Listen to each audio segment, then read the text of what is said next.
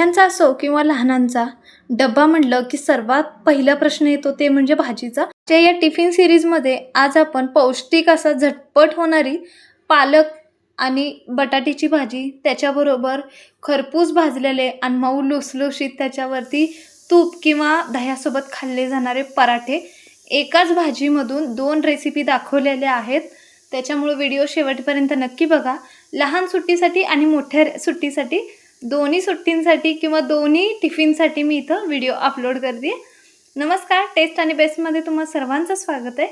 तर या ठिकाणी मी इथं एक पालकची पेंडी घेतली आणि पालक निवडून स्वच्छ धुवून घ्यायचं आहे.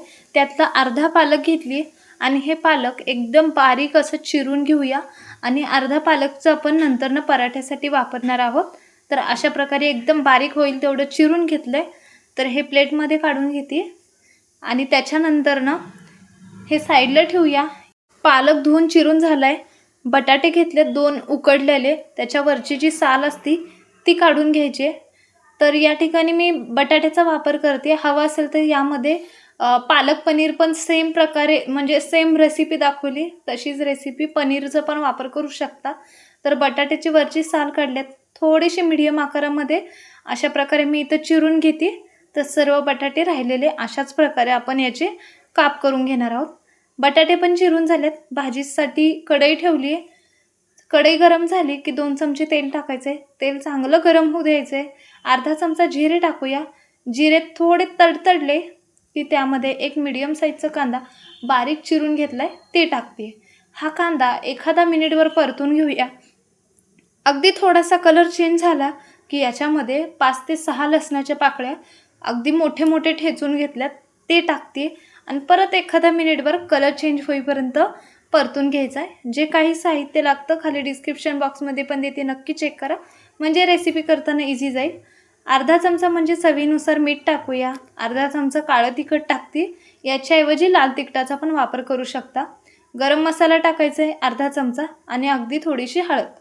तर आता हे टाकल्यानंतर सर्व मिक्स करून घ्यायचं आहे आणि यामध्ये जे आपण पालक चिरून घेतलेली ती ॲड करूया.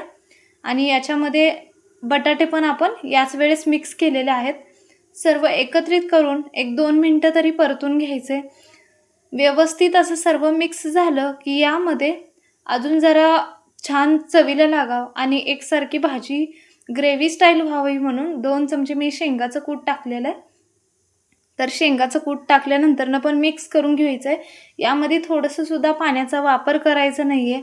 गॅस बारीकवरती करून प्लेट झाकायचे आणि एक 3 ते 4 मिनटात ही भाजी शिजते. पण 1 मिनटं झालं की मी प्लेट बाजूला काढले, मिक्स करून घेते, म्हणजे खाली कढईला लागणार नाही. परत एकदा प्लेट झाकूया आणि अजून एक 2 ते 3 मिनटं ही भाजी शिजवून घेऊया.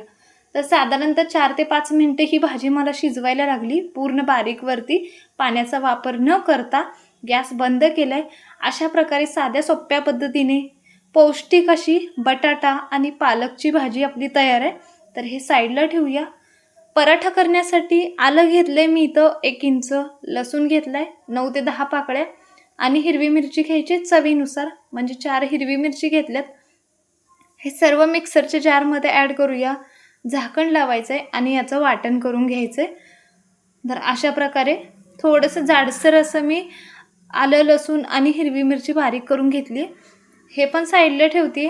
त्यानंतरनं राहिलेलं पालक घेतलं, म्हणजे अर्धा पेंडी पालक, हे पण निवडून स्वच्छ धुवून घ्यायचं आहे. टोटल मी इथं 1 पेंडी पालकाचा वापर केलेला आहे. भाजीला अर्धी आणि पराठ्यासाठी अर्ध्या पेंडीचा वापर केला आहे.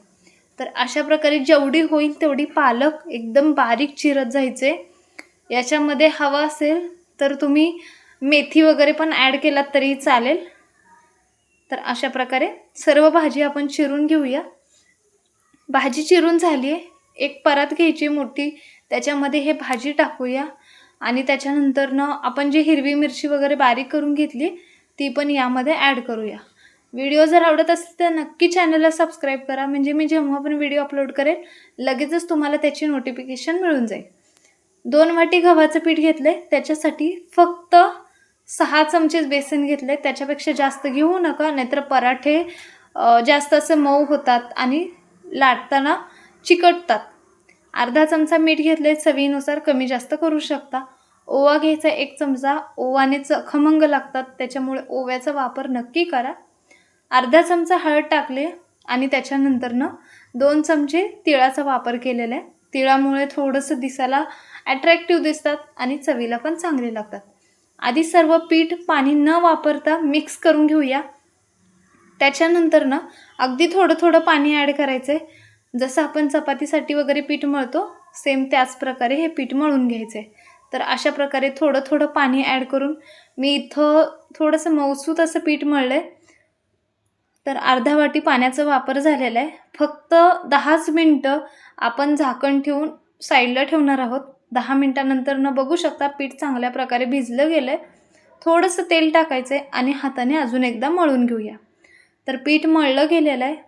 याचे छोटे छोटे असे गोळे करून घेऊया. जसं आपण चपातीसाठी पिठाचा गोळा करतो सेम त्याच प्रकारे मी इथं करून घेतला आहे. पोलपाट ठेवलं आहे. पिठामध्ये हा चपातीचा किंवा आपल्या जे पराठा करणार आहे त्याचा गोळा आपण घोळून घ्यायचा आहे आणि लाटायचं आहे. ज्या प्रकारे आपण चपाती लाटताना मुडपतो त्याच प्रकारे मी इथं मुडपून घेते. हवा असेल तर डायरेक्ट लाटला तरी चालेल. तेल लावलं आहे, थोडंसं पीठ टाकलं आहे आणि मुडपून घ्यायचं आहे. परत एकदा पिठामध्ये घोळूया आणि या ठिकाणी मी इथं गोल आकार देण्याचा प्रयत्न करते. तुम्हाला हवा असेल तर त्रिकोण किंवा चौकोन लाटला तरी चालेल. तर अशा प्रकारे गोल असा थोडासा पराठा मी आकार देण्याचा प्रयत्न केला आहे. वरून तीळ टाकते म्हणजे दिसायला छान दिसतील. एकदा बेलनं फक्त फिरवून घेऊया म्हणजे तीळ इझिली निघणार नाही आणि व्यवस्थित असे पराठ्याला लागले जातील. तर ह्याचं जाडी बघू शकता कितपर्यंत ठेवलेलं आहे. चपातीला ठेवतो त्याच्यापेक्षा थोडंसं जास्त ठेवलेलं आहे. पराठा भाजण्यासाठी घेऊया. तेल तूप काहीही वापरू शकता. मी तेलाचा वापर करते. पराठा टाकूया. गॅस मिडियमवरती केलेला आहे. वरून पराठा टाकले तेल लावायचं आहे. एखादा मिनिटभर चांगल्या प्रकारे भाजू द्यायचं आहे आणि नंतरनं दुसऱ्या साईडने पण याला पलटी मारायचं आहे. दुसऱ्या साईडने पण मी तेल लावते. गॅस मिडियम टू हाय करायचं आहे आणि एकदम खरपूस होईपर्यंत भाजून घ्यायचं. हे पराठे एकदा नक्की ट्राय करून बघा. खायला अगदी खमंग आणि झटपट आणि मुलांच्या डब्यासाठी पौष्टिक अशी ही रेसिपी आहे. जेवढी क्वांटिटी दाखवली आहे तेवढ्या क्वांटिटीमध्ये माझे इथं 8 पराठे झालेले आहेत. वरून तूप टाकलेलं आहे. तुपाऐवजी बटर, सॉस किंवा दही कशासोबतही खाऊ शकता. अशा प्रकारे अगदी साध्या सोप्या पद्धतीने आपली बटाटा पालकची भाजी आणि पालकचे पराठे तयार आहेत. तर तुम्हाला पराठा दाखवते. व्हिडिओ जर आवडला तर नक्की चॅनल लाईक, शेअर आणि सबस्क्राईब करा. व्हिडिओ पाहिल्याबद्दल धन्यवाद.